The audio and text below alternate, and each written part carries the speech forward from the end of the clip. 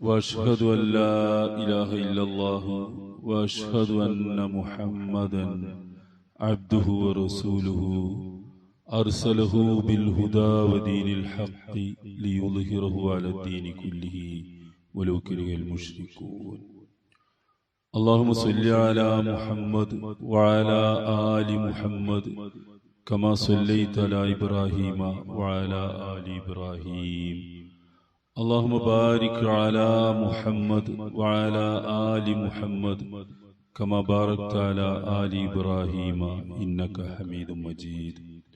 أما بعد فإن خير الحديث كلام الله وخير الهدي هدي محمد صلى الله عليه وسلم وشر الأمور محدثاتها وكل محدثة بدعة وكل بدعة ضلالة. أيها الإخوان والأخوات، أوصيكم عباد الله وإياي أولا بتقوى الله.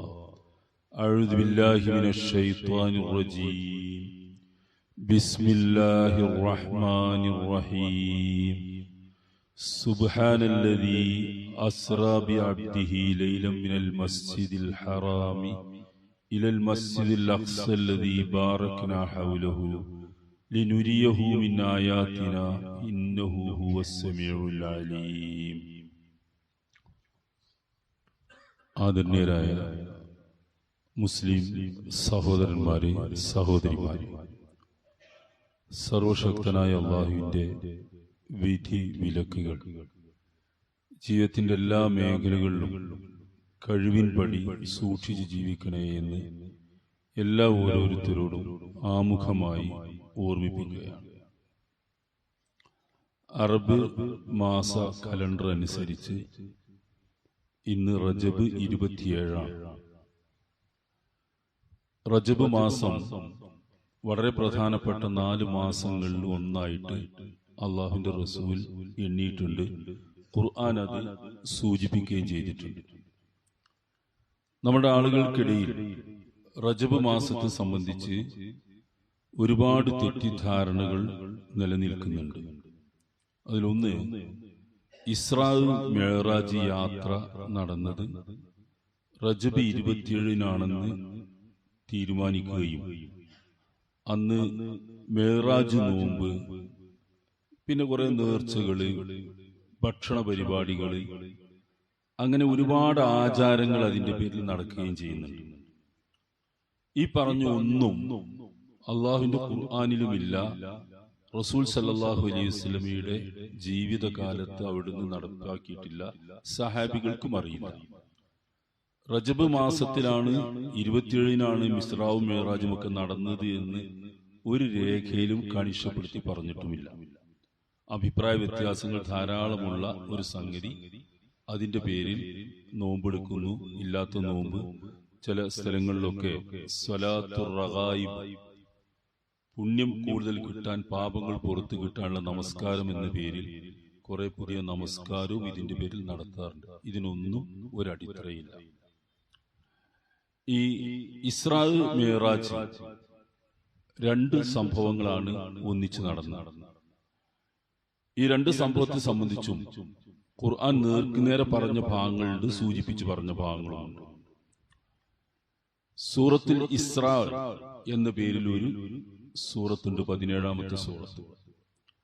ആ സൂറത്തിൽ അള്ളാഹു പറയുന്നത്, സുബ്ഹാനല്ലദീ അസ്റാ ബിഅബ്ദിഹി ലൈലൻ മിനൽ മസ്ജിദിൽ ഹറാമി ഇലൽ മസ്ജിദിൽ അഖ്സല്ലദീ ബാറക്നാ ഹൗലഹു. നബി തിരുമേനി സല്ലല്ലാഹു അലൈഹി വസല്ലമയെ ഖുർആൻ ഉപയോഗിച്ച വാക്ക് അള്ളാഹുവിന്റെ അടിമയായ എന്നാണ്. അദ്ദേഹത്തെ ഒരു രാത്രിയുടെ ഒരു ഭാഗം, കുറഞ്ഞ സമയം കൊണ്ട് മസ്ജിദുൽ ഹറാം, അതാ മക്കയിലെ മസ്ജിദുൽ ഹറാമിന്റെ പരിസരത്ത് നിന്ന് ഫലസ്തീനിലുള്ള ബൈത്തുൽ മുഖദ്ദസിലേക്ക് ഒരു രാത്രി കൊണ്ടുപോവുകയും അവിടെ നിന്ന് ആകാശത്തേക്ക്, അഥവാ 7 ആകാശവും കടന്ന് സിദ്റത്തുൽ മുൻതഹ വരെ എത്തി തിരിച്ചു വരികയും രാത്രി തന്നെ മക്കയിലുള്ള അബ്ദുൽ മുത്തലിബിന്റെ വീട്ടിലെത്തുകയും ചെയ്ത സംഭവം. ഇതാണ് ഇസ്രാ മിഅ്റാജ് എന്ന് പറയുന്നത്. ആദ്യം പറഞ്ഞത് ബൈത്തുൽ മുഖദ്ദസ് വരെയുള്ളത് ഇസ്രാവും, അവിടുന്ന് അങ്ങോട്ട് ആകാശാരോഹണം മേലോട്ട് കയറിപ്പോയ ആ സംഭവം മേറാജുമാണ്. ഇത് എന്നാണെന്ന് കൃത്യമായിട്ട് ഹദീസുകളിലോ ചരിത്രത്തിലോ ഇല്ല. ഒരുപാട് അഭിപ്രായങ്ങളുണ്ട്. അതിലൊരു അഭിപ്രായമാണ് റജബ് 27-നാണ് എന്നുള്ളത്. പക്ഷേ ഇതിൽ ഉറപ്പിച്ചു പറയാവുന്ന ഒരു കാര്യം, റസൂൽ സല്ലല്ലാഹു അലൈഹി വസല്ലം മക്കയിൽ നിന്ന് മദീനയിലേക്ക് ഹിജ്റ പോകുന്നതിന്റെ മാസങ്ങൾക്ക് മുമ്പോ അല്ലെങ്കിൽ ഏതാണ്ട് ഒരു വർഷങ്ങൾക്കിടയിലൊക്കെയാണ് നടന്നത് എന്നതാണ് ഏതാണ്ട് ഇതിൽ ഉറപ്പിച്ചു പറയാവുന്ന ഒരു വിഷയം. ആ സംഭവം നടന്നതിന് ശേഷം അള്ളാഹുവിന്റെ റസൂൽ മദീനയിൽ 10 വർഷം ജീവിച്ചിട്ടുണ്ട്. കുറഞ്ഞ മാസങ്ങളെങ്കിലും മക്കയിലും ജീവിച്ചിട്ടുണ്ട്. പക്ഷെ ഒരിക്കൽ പോലും ആ ദിവസം നിർണയിച്ചു പറഞ്ഞ് അന്ന് നോമ്പെടുക്കുകയോ അന്ന് ഏതെങ്കിലും ചടങ്ങുകൾ സംഘടിപ്പിക്കുകയോ ഏതെങ്കിലും സ്വലാത്ത് റഗായിബ് എന്നൊക്കെ പറഞ്ഞ് പേരിട്ട് വിളിക്കുന്ന നമസ്കാരം നടത്തുകയോ ഒന്നും ചെയ്തിട്ടില്ല. ഒരാഘോഷവും ചടങ്ങും അതിന്റെ പേരിലില്ല. നമ്മുടെ നാട്ടിലൊക്കെ പല ആളുകളും ഇതൊക്കെ ചെയ്യുന്നുണ്ട്. ഒരു അടിത്തറയില്ലാത്ത കാര്യം. ഇനി എന്താണ് ഈ ഇസ്രാ, എന്താണ് ഈ മെഹറാജ്? വിശുദ്ധ ഖുർആൻ അത് പറഞ്ഞു തരുന്നത്, ഒരു രാത്രിയുടെ ഭാഗത്ത് അള്ളാഹുവിന്റെ റസൂലിനെ അള്ളാഹു ജിബ്രീലിന്റെ അകമ്പടിയോടുകൂടി മസ്ജിദുൽ ഹറാമിൽ നിന്ന് ബൈത്തുൽ മുഖദ്ദസിലേക്ക് ധാരാളം ദൂരമുണ്ട്. അന്നത്തെ കണക്കനുസരിച്ച് ഒട്ടകയാത്രക്ക് 1 മാസം എടുക്കുന്ന ദൂരമാണ് ഒരു ഭാഗത്തേക്ക്. തിരിച്ചിങ്ങോട്ട് 1 മാസം എടുക്കും. ആ ഒരു ദൂരം പോയി കൊണ്ടുവന്നു എന്നതാണ് സംഭവം. ആദ്യത്തെ ഭാഗം. രണ്ടാമത്തെ ഭാഗമാണ് മെഹറാജ് എന്ന് പറയുന്നത്. അത് ആകാശാരോഹണം എന്നാണ് അതിന് പറയുന്നത്. എന്ന് പറഞ്ഞാൽ റസൂൽ സല്ലല്ലാഹു അലൈഹി വസല്ലമയെയും കൊണ്ട് ജിബ്രീൽ അലൈഹിസ്സലാം 7 ആകാശവും കടന്നു വന്ന ഒരു സംഭവം. ഇതിൽ 1-ാം ആകാശത്ത് റസൂൽ സല്ലല്ലാഹു അലൈഹി വസല്ലം ആദം നബി അലൈഹി ഇസ്ലാമിയെ കണ്ടു. ഓരോ ആകാശവും ജിബ്രീൽ അദ്ദേഹത്തെയും കൊണ്ട് പോവുകയാണ്. ആകാശവാതിൽക്കൽ മുട്ടി തുറക്കാൻ ആവശ്യപ്പെടും. കാവൽക്കാരായ മലക്കുകൾ ചോദിക്കും, ആരാണ്? മുഹമ്മദാണ് എന്ന് പറയുമ്പോൾ അവർ നബിയുടെ നുബൂവത്ത് അംഗീകരിക്കുകയും നബിക്ക് പ്രവേശനാനുമതി നൽകുകയും ചെയ്യും. അങ്ങനെ ഓരോ ആകാശവും കടന്നുപോയി. 2-ാം ആകാശത്ത് യഹ്യ അലൈഹി ഇസ്ലാമിയെയും ഈസ അലൈഹി ഇസ്ലാമിയെയും കണ്ടു. 3-ാം ആകാശത്ത് യൂസുഫ് നബി അലൈഹി ഇസ്ലാമിയെ കണ്ടു. 4-ാമത്തേതിൽ ഇദ്രീസ് അലൈഹി ഇസ്ലാമിയെ കണ്ടു. 5-ൽ ഹാറൂൻ നബി അലൈഹി ഇസ്ലാമിയെ, 6-ൽ മൂസ നബി അലൈഹി ഇസ്ലാമിയെ. 7-ാമത്തെ ആകാശത്താണ് ഇബ്രാഹിം നബി അലൈഹി ഇസ്ലാമിയെ കാണുന്നത്. ഇബ്രാഹിം നബി അലൈഹി ഇസ്ലാമിയെ കാണുന്ന രംഗം റസൂൽ വിശദീകരിക്കുന്നത് ബൈത്തുൽ മഅമൂർ, ഖുർആൻ ഉപയോഗിച്ച വാക്കാണ് ബൈത്തുൽ മഅമൂർ. ആ ബൈത്ത്, ആ വീട് ചാരിയിരിക്കുന്ന രംഗമാണ്.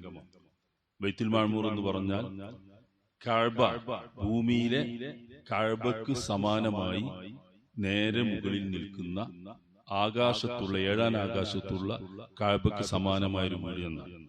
ബൈത്തുൽ മഅമൂർ എന്ന് പറഞ്ഞാൽ ജനനിബിഡമായ വീട് എന്നാണ്. അതുകൊണ്ട് ഉദ്ദേശിക്കുന്നത്, റസൂൽ പറയുന്നത് 70,000 മലക്കുകൾ, 70,000 മലക്കുകൾ ഓരോ സമയവും ആ ബൈത്തുൽ മഅമൂറിലൂടെ കടന്നുപോയിക്കൊണ്ടേയിരിക്കും. ഒരിക്കൽ പോലും അവർ രണ്ടാമത് വരുന്നില്ല. അത്രയധികം ജനനിബിഡമായ ഒന്ന് അവിടെ ഉണ്ട് എന്നാണ്. അത് അള്ളാഹുവിന്റെ റസൂൽ പറയുന്നതാണ്, ഖുർആൻ പറഞ്ഞു തരുന്നതാണ്. ആ വീട് അവിടെ ഉണ്ട്. വേറെയും കുറെ കാര്യങ്ങൾ ഖുർആൻ പറയുന്നുണ്ട്. അപ്പൊ അള്ളാഹും റസൂലും പറഞ്ഞൊരു കാര്യം സംശയം ഏതുമില്ലാതെ വിശ്വസിക്കുക, അതാണ് ഈമാൻ എന്ന് പറഞ്ഞത്. അതിൽ സംശയിക്കുന്നതിന് ഈമാന്റെ പ്രസക്തിയില്ല. അള്ളാഹും റസൂലും പറഞ്ഞത് വിശ്വാസ കാര്യങ്ങൾ നമ്മൾ അങ്ങനെ തന്നെ വിശ്വസിക്കണം. ഈ യാത്രയിൽ റസൂൽ സല്ലല്ലാഹു അലൈഹി വസല്ലമ പല ദൃഷ്ടാന്തങ്ങളും കണ്ടു. ഖുർആൻ ആയത്തിൽ പറയുന്നില്ല, നുരിയഹു മിൻ ആയാതിന, നമ്മുടെ ദൃഷ്ടാന്തങ്ങൾ അദ്ദേഹത്തിന് കാണിച്ചു കൊടുക്കാൻ വേണ്ടിയാണ് ഈ കാര്യങ്ങളൊക്കെ ചെയ്തത് എന്ന് പറയുന്നത്. ഇത്തരമൊരു ദൃഷ്ടാന്തം കാണിക്കാൻ എന്തായിരുന്നു അവിടെ ഒരു പ്രത്യേക കാരണമുണ്ടായത്? റസൂലുള്ളാഹി അതിനൊരു കാരണമുണ്ടായിരുന്നു. മറ്റു നബിമാരെയും അള്ളാഹു പല ദൃഷ്ടാന്തങ്ങളും പ്രത്യേകമായി കാണിച്ചിട്ടുണ്ട്. ഇത് ആകാശ ലോകത്തുള്ള ദൃഷ്ടാന്തങ്ങൾ നബിക്ക് കാണിച്ചു കൊടുക്കാൻ വേണ്ടി കൊണ്ടുപോയതാണ്. സ്വർഗ നരകങ്ങൾ കണ്ടു, നരകലോകത്ത് അനുഭവിക്കുന്ന ശിക്ഷകളെ പറ്റി കണ്ടു. അങ്ങനെ ഒരുപാട് സംഗതികൾ കണ്ടു. ഇന്റെ സിദ്റത്തിൽ മുൻതഹ, ഏറ്റവും അങ്ങേയറ്റത്തുള്ള ഒരു വൃക്ഷം എന്നാണ് അതിന് പറയുന്ന പേര്. അങ്ങേയറ്റത്തുള്ള ഒരു എലന്തമരമെന്നോ ദേവദാരു വൃക്ഷം എന്നൊക്കെ പരിഭാഷപ്പെടുത്തുന്ന ഒരു വൃക്ഷം. ഇൻതഹ ജന്നത്തുൽ മഅ്വ, അതിന്റെ അരികെയാണ് ഏറ്റവും ശ്രേഷ്ഠമായ സ്വർഗം നിലനിൽക്കുന്നത് എന്നാണ്. അവിടെയൊക്കെ റസൂൽ കണ്ടു. റസൂൽ പറയുന്നത് വന്നിട്ട് അതൊന്നും വർണ്ണിക്കാൻ കഴിയില്ല എന്നാണ്. അങ്ങനെയുള്ള ഒരു രംഗത്തൊക്കെ റസൂൽ കണ്ടു. ഇതിനുള്ളൊരു കാരണം, നബി സല്ലല്ലാഹു അലൈഹി വസല്ലം മക്കയിൽ പ്രബോധനം നടത്തിയിരുന്ന ആ ഘട്ടത്തിൽ വളരെ ശക്തമായി മുശ്രിക്കുകൾ നബി സല്ലല്ലാഹു അലൈഹി വസല്ലമയെ എതിർത്തു. പല വഴിക്കുള്ള എതിർപ്പുകളും വന്നു. അന്നൊക്കെ നബി സല്ലല്ലാഹു അലൈഹി വസല്ലമക്ക് സംരക്ഷണം നൽകുന്ന രണ്ട് വ്യക്തികൾ ഉണ്ടായിരുന്നു. ഒന്ന് അബൂ ത്വാലിബ്, നബിയുടെ മൂത്താപ്പ, ഏറ്റവും വലിയ മൂത്താപ്പ അബൂ ത്വാലിബ്. അദ്ദേഹം റസൂലുള്ളാഹിനെ പ്രൊട്ടക്ട് ചെയ്തിരുന്നു. പല കാര്യങ്ങൾക്കും അവർക്ക് തടസ്സം നിന്നിരുന്നത്, ശത്രുക്കൾക്ക് തടസ്സം നിന്നിരുന്നത് അബൂ താലിബിന്റെ സംരക്ഷണമുണ്ട് എന്നതാണ്. അബൂ താലിബ് അവിടുത്തെ പൗരപ്രമുഖനാണ്. റസൂല് ഏറ്റെടുക്കുന്നവരെയും കഅബയുടെ, നമ്മൾ പറയുന്ന ഭാഷയിൽ പറഞ്ഞാൽ, മുത്തവല്ലിയായിട്ട് നിൽക്കുന്ന ആളാണ്. അദ്ദേഹത്തിന്റെ സംരക്ഷണയിലാണ് തന്റെ ഇളയ സഹോദരന്റെ മകനായ മുഹമ്മദ് നിൽക്കുന്നത്. അപ്പൊ ഖുറൈശികൾക്ക് അദ്ദേഹത്തെ എതിർക്കാൻ കുറച്ച് പ്രയാസം ഉണ്ടായിരുന്നു. ഒന്നത്. രണ്ടാമത്തത് ഖദീജ റളിയല്ലാഹു അൻഹ. ഖദീജക്ക് വ്യക്തിപരമായിട്ട് തന്നെ അവിടെ അംഗീകാരമുണ്ടായിരുന്നു. വലിയൊരു വർത്തക പ്രമുഖയായിരുന്നത് കൊണ്ടും അല്ലാത്ത കുറെ കാരണങ്ങൾ കൊണ്ടും ഖദീജ റളിയല്ലാഹുവിനെ എതിർക്കാൻ അവർക്ക് കഴിയുമായിരുന്നില്ല പെട്ടെന്ന്. ഈ രണ്ടാളുകളുടെയും സാന്നിധ്യം നിലനിന്നിരുന്നത് കൊണ്ട് റസൂലുള്ളാഹിക്ക് എതിർപ്പുകൾ താരതമ്യേന കുറഞ്ഞിരുന്നു. പക്ഷേ രണ്ടുപേരും ഒരു മാസത്തിന്റെ രണ്ടറ്റങ്ങളിലായിട്ട് മരിച്ചുപോയി. അങ്ങനെ റസൂൽ സല്ലല്ലാഹു അലൈഹി വസല്ലമക്ക് മർദ്ദനങ്ങൾ വരാൻ തുടങ്ങി. അബൂ താലിബ് ഉണ്ടായിരുന്ന കാലത്തില്ലാത്ത അവസ്ഥകൾ വരാൻ തുടങ്ങി, പ്രയാസങ്ങൾ വന്നു. ഖദീജ റളിയല്ലാഹു അൻഹയുള്ള കാലത്തുണ്ടായിരുന്ന അല്ലാത്ത അവസ്ഥകൾ റസൂലുള്ളാഹി കടന്നു വരാൻ തുടങ്ങി. സ്വാഭാവികമായിട്ടും റസൂലുള്ളാഹി നാട് വിടാൻ തീരുമാനിച്ചു. നിൽക്കക്കള്ളിയില്ല. നിങ്ങൾ നോക്കൂ, ജനിച്ച നാടാണ്, പിച്ചവെച്ച് വളർന്ന മണ്ണാണ്, എല്ലാമാണ്. 40 വയസ്സായി നബിയായി ജീവിച്ച നാടാണ്, എല്ലാം അതിജീവിച്ചു പോയതാണ്. പക്ഷെ ഒരു 50 വയസ്സ്, 52, 53 വയസ്സിനോട് അടുക്കുന്ന സമയം എത്തി നബിക്ക്. ആ സമയത്താണ് ഈ മർദ്ദനങ്ങളൊക്കെ വരുന്നത്. കൂടുതൽ ശക്തമാക്കിയത്. ഒരു നിവൃത്തിയില്ലാതെ നാട് വിടാൻ തീരുമാനിച്ചു നബി നാട് വിട്ടു ത്വായിഫിലേക്ക്. തൊട്ടടുത്ത ഭൂപ്രദേശമാണ്. ഇന്നത്തെ ഒരു 10-70-75 കിലോമീറ്റർ അപ്പുറം ദൂരമുള്ള ഒരു സ്ഥലമാണ് ത്വായിഫ്. അവിടെ നബിയുടെ ബന്ധുക്കളും കുടുംബക്കാരൊക്കെ ഉണ്ട് എന്ന പ്രതീക്ഷയിലാണ് ചെന്നത്. അവിടെ നിന്ന് നബി സല്ലല്ലാഹു അലൈഹി വസല്ലമയെ ബഹിഷ്കരിച്ചു, ആട്ടി ഓടിച്ചു, എറിഞ്ഞാട്ടി, പല മർദ്ദനങ്ങളും അവിടുന്ന് കിട്ടി. ഭ്രാന്തനെന്ന് വിളിച്ചു, കല്ലെറിഞ്ഞു, ആട്ടി വിട്ടു. റസൂൽ തിരിച്ചു പോരേണ്ടി വന്നു എന്ന് പറയുന്നത് അത് അങ്ങേയറ്റം സങ്കടകരമായ ഒരു അവസ്ഥയായിരുന്നു റസൂലുള്ളാഹിക്ക്. റസൂലേ അത് പറയുന്നുണ്ട്. ത്വായിഫുകാരോട് റസൂൽ പറയുന്നുണ്ട്, ത്വായിഫുകാരെ, ഞാൻ നിങ്ങളുടെ അടുക്കൽ വന്നതും നിങ്ങളുടെ അഭയം തേടിയതും നിങ്ങൾ എന്നെ ഇവിടുന്ന് എറിഞ്ഞാട്ടിയതും ഒരിക്കലും മക്കക്കാരോട് പറയരുത്. അങ്ങനെ നിങ്ങൾ പറഞ്ഞാൽ എനിക്ക് അങ്ങോട്ട് ചെല്ലാൻ കഴിയില്ല. കാരണം നാട് വിട്ട രാജ്യമാണ്. അവിടേക്ക് ഇനി തിരിച്ചു പോകണം, എനിക്കെല്ലാം നിവൃത്തിയില്ല. നിങ്ങൾ മക്കക്കാരോട് പറയുന്നത്. അവസാനം റസൂല് മക്കയിലേക്ക് തിരിച്ചു വന്നു. കൂടെ സെയ്ദ് റളിയല്ലാഹു ഉണ്ടായിരുന്നു. അദ്ദേഹം രണ്ടുപേരും മക്കയുടെ അതിർത്തിയിൽ വന്നു നിന്നു. മക്കയിലേക്ക് കയറാൻ കഴിയുന്നില്ല. അങ്ങനെ കയറാൻ അവിടുത്തെ ഗോത്ര നിയമം അനുസരിച്ച് ഏതെങ്കിലും ഒരു ഗോത്രത്തിന്റെ സംരക്ഷണം കിട്ടണം. ഒരു വ്യക്തിയോ ഗോത്രോ സംരക്ഷിക്കണം. അപ്പോഴേ മക്കയിലേക്ക് കയറി വരാൻ കഴിയും. ആരും ഏറ്റെടുക്കുന്നില്ല. ചിലരൊക്കെ അന്വേഷിച്ച് നബി എന്നെ ഏറ്റെടുക്കുമെന്ന് ചോദിച്ചു. ഇല്ല എന്ന് പറഞ്ഞു. അവസാനം ആ നാട്ടിലൊരു പ്രമുഖനായ നല്ല മുശ്രിക്കായ മുത്തുഴിമുനാദി എന്ന് പറയുന്ന ആള് നബി ഏറ്റെടുത്തു. മുസ്ലിം അല്ലാതെ അവിടുത്തെ പ്രമുഖനാണ്. സാമാന്യം മര്യാദയ്ക്ക് പെരുമാറുന്ന ഒരാളാണ്. പല രംഗങ്ങളിലും അതുണ്ട്. മുമ്പ് റസൂൽ സല്ലല്ലാഹു അലൈഹി വസല്ലമയെ ബഹിഷ്കരിക്കാൻ വേണ്ടി ലേഖനമുണ്ടാക്കി, കുറിപ്പുണ്ടാക്കി, കഅബാലയത്തിൽ തൂക്കിയിട്ട് കുടുംബത്തെ ബഹിഷ്കരിക്കണമെന്ന് പറഞ്ഞു. അത് പിച്ച് ചീന്തിയ ആളാണ്. ഇത് ചെയ്യാൻ പാടില്ല. വേറെയും സന്ദർഭങ്ങളൊക്കെ ഉണ്ട് റസൂലുള്ളാഹിനെ സംരക്ഷിച്ച അദ്ദേഹം. പക്ഷെ അദ്ദേഹവും അങ്ങനെ പ്രൊട്ടക്ഷൻ കൊടുക്കാമെന്ന് പറഞ്ഞു. അദ്ദേഹം തന്റെ 4 ആൺമക്കളെ ആയുധം ധരിപ്പിച്ച് കഅബയുടെ 4 മൂലകളിൽ നിർത്തിയിട്ട് തന്റെ ഒട്ടകപ്പുറത്ത് മുഹമ്മദ് നബിയെ കയറ്റിയിട്ട് മക്കയിലേക്ക് ഇങ്ങനെ കയറി വന്നു. അങ്ങനെയാണ് നബിക്ക് സംരക്ഷണം കിട്ടുന്നത്. അബൂജഹൽ ചോദിച്ചു, ആ മുത്തബിയു ഞാൻ അല്ല, മുത്തബിയും നീ മുഹമ്മദ് നബിയുടെ അനുയായിയായിട്ടാണോ വരുന്നത് അതോ സംരക്ഷണം കൊടുത്താണോ വരുന്നതെന്ന്? ഞാൻ അനുയായിയല്ല, ഞാൻ അദ്ദേഹത്തിന്റെ അനുയായിയല്ല, ഞാൻ അദ്ദേഹത്തിന് സംരക്ഷണം നൽകുന്നു. അപ്പൊ അബൂജഹൽ പറഞ്ഞു, നീ സംരക്ഷണം കൊടുക്കുന്ന ആളുകൾക്ക് ഞങ്ങളും സംരക്ഷണം, അത് അവിടുത്തെ നിയമമാണ്, ഞങ്ങളും സംരക്ഷണം കൊടുക്കുന്നു. അങ്ങനെ നബി ആ മുശ്രിക്കിന്റെ സംരക്ഷണയിലാണ് പിന്നീട് മക്കയിൽ മാസങ്ങളോളം അല്ലെങ്കിൽ 1 വർഷത്തോളം പിന്നീട് ജീവിക്കുന്നത്. പിന്നീടാണ് റസൂൽ സല്ലല്ലാഹു അലൈഹി വസല്ലം ഹിജ്റ പോകുന്നത്. ഇതാണ് അവിടെ ഉണ്ടായിരുന്ന ഒരു പശ്ചാത്തലം.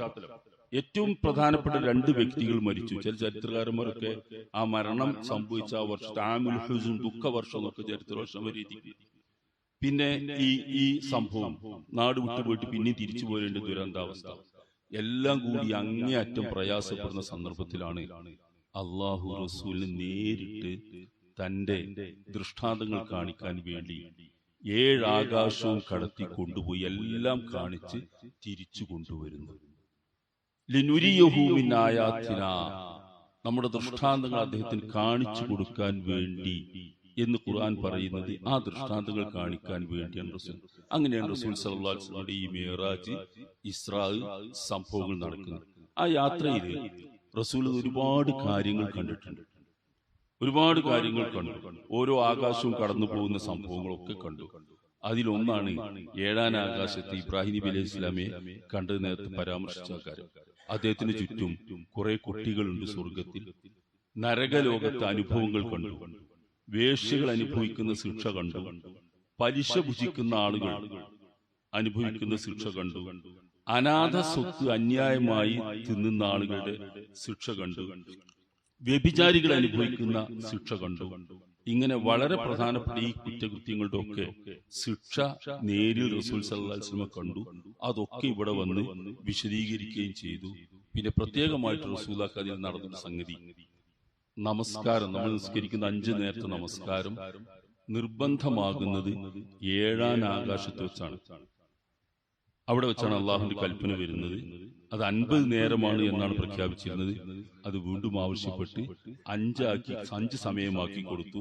പക്ഷെ അള്ളാഹു പറയുന്നത് ആ 5 നേരത്തെ നമസ്കാരത്തിന് 50 നേരത്തെ നമസ്കാരത്തിന്റെ പുണ്യം നിങ്ങൾക്ക് ലഭിക്കും എന്ന് പറഞ്ഞുകൊണ്ട് കൽപ്പന വന്നു. അതുവരെ നമസ്കാരം 5 നേരത്തെ നിർബന്ധമല്ലായിരുന്നു. അവിടുന്ന് അങ്ങോട്ടാണ് നിർബന്ധം ആയി വരുന്നത്. അങ്ങനെയുള്ള കുറച്ച് കാര്യങ്ങളാണ് ഇസ്രാ മിഅ്റാജ് യാത്രയിൽ നടക്കുന്നത്. ഇതാണ് ഇസ്രാ മിഅ്റാജ്. ഇതിന്റെ പേരിൽ ഒരു ചടങ്ങും മതത്തിലില്ല, ഒരു ചടങ്ങും അള്ളാഹുവിന്റെ റസൂൽ നടത്തിയിട്ടില്ല, സഹാബികൾ നടത്തിയിട്ടില്ല. നമ്മുടെ നാട്ടിൽ മിഅ്റാജ് നോമ്പുണ്ട്, മിഅ്റാജ് ആഘോഷമുണ്ട്, അതിന്റെ പേരിൽ ഭക്ഷണ പരിപാടി ഉണ്ട്, മറ്റു പലതുമുണ്ട്. ഇതൊന്നുമില്ല. അപ്പൊ നിങ്ങൾ നോക്കൂ, ഹിജ്റ പോകുന്നതിന് തൊട്ടു മുമ്പാണല്ലോ നടന്നത്. പിന്നീട് 10 വർഷം റസൂലും സഹാബികൾ ജീവിച്ചിട്ട് ഒരിക്കൽ പോലും ഒരു മിഅ്റാജ് അനുസ്മരണം നടന്നിട്ടില്ല, ഒരു മിഅ്റാജ് സദ്യ നടത്തിയിട്ടില്ല, ഒരു നോമ്പ് നമസ്കാരം അതിന്റെ പേരിൽ അവരാരും നടത്തിയിട്ടില്ല. അപ്പൊ അതൊക്കെ നബി സല്ലല്ലാഹു അലൈഹി വസല്ലം പറഞ്ഞതുപോലെ മൻ അഹദസ ഫീ അംരിനാ ഹാദാ മാ ലൈസ മിൻഹു ഫഹുവ റദ്ദുൻ. നമ്മുടെ മതവിഷയങ്ങളിൽ നാം പഠിപ്പിക്കാത്തൊരു കാര്യം ആരെങ്കിലും പുതുതായിട്ട് കൊണ്ടുവന്നാൽ അത് തള്ളിക്കളയേണ്ടതാണ്, അത് തള്ളുകയാണ് വേണ്ടത്. അത് റസൂലിനോടുള്ള സ്നേഹം കൊണ്ടാണ്. റസൂൽ പഠിപ്പിച്ച മതത്തിൽ ഇല്ലാത്തത് നമുക്ക് നടപ്പാക്കാൻ യാതൊരു ആവശ്യവുമില്ല, അധികാരവുമില്ല. അപ്പൊ അതിന്റെ ആ ചരിത്രവും പശ്ചാത്തലവും ഒക്കെ മനസ്സിലാക്കുക. ഇതിൽ പ്രത്യേകമായിട്ട് ഒന്ന് പഠിക്കേണ്ട ഒരു കാര്യം, എന്താണ് ഈ സംഭവത്തിന്റെ പ്രത്യേകത?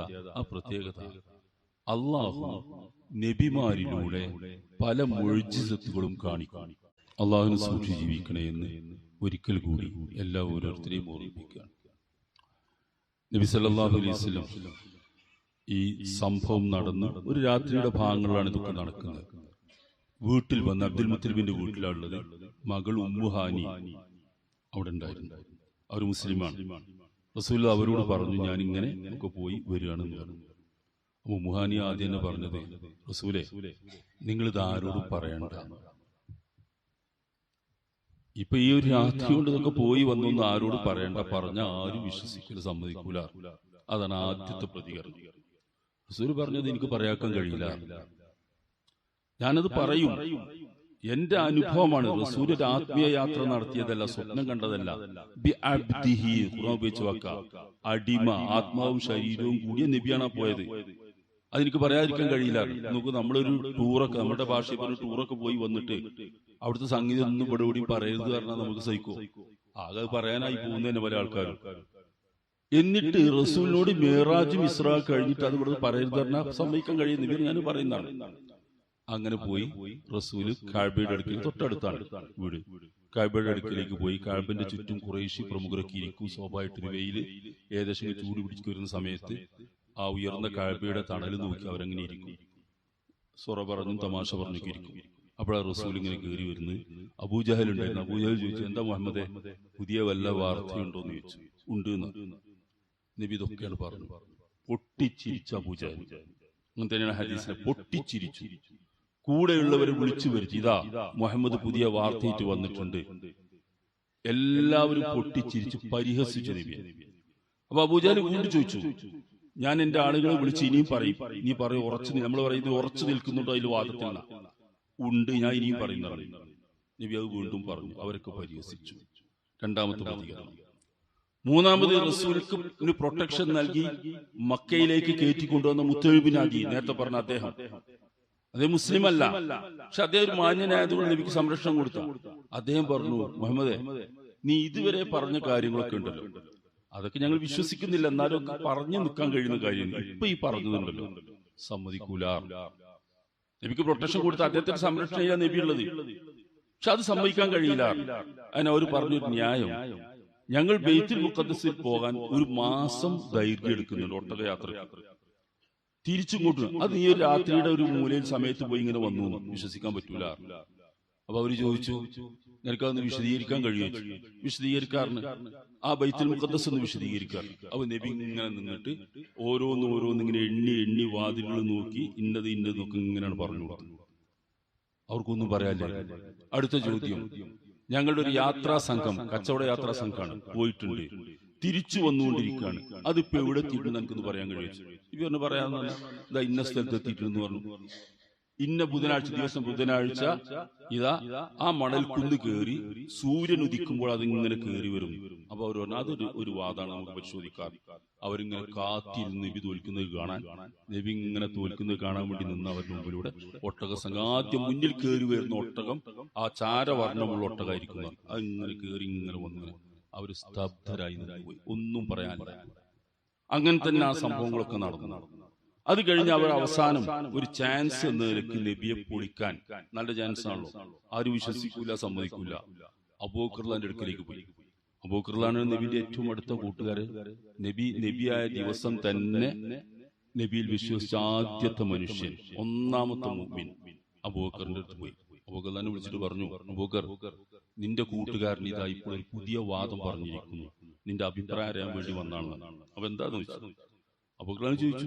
അപ്പൊ അദ്ദേഹം പറഞ്ഞു, അവര് പറഞ്ഞു, ഇതാ നിന്റെ നബി മുഹമ്മദ് ഇപ്പോൾ പറയുന്നത്, അദ്ദേഹം ഒറ്റ രാത്രി കൊണ്ട് ബൈത്തുൽ മുഖദ്ദസിൽ പോയിരുന്നു, 7 ആകാശവും കടന്നു വന്നിട്ടുണ്ട് എന്നാണ് പറയുന്നത്, എന്താ എന്റെ അഭിപ്രായം എന്ന് ചോദിച്ചു. അപ്പൊ അവര് പ്രതീക്ഷിക്കുന്നത് തള്ളി പറയുന്നു. എന്നാ ഇസ്ലാം മതം പൊളിഞ്ഞു അതോടുകൂടി. അബൂബക്കർ ഇന്ന് പോന്നാ കഴിഞ്ഞല്ലോ, എല്ലാം കഴിഞ്ഞു. അപ്പൊ അദ്ദേഹം ചോദിച്ചു, അദ്ദേഹം അത് പറഞ്ഞിട്ടുണ്ടോന്ന് ചോദിച്ചു. അതേ പറഞ്ഞിട്ടുണ്ട്. അബൂബക്കറിന്റെ പ്രതികരണം എന്താ?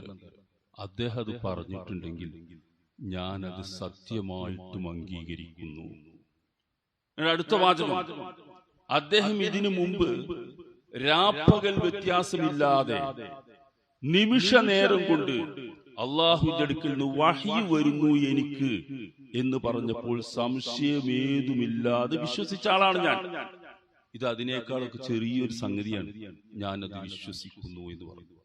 അവരെല്ലാവരും എളിഭ്യരായി തിരിച്ചുപോയി.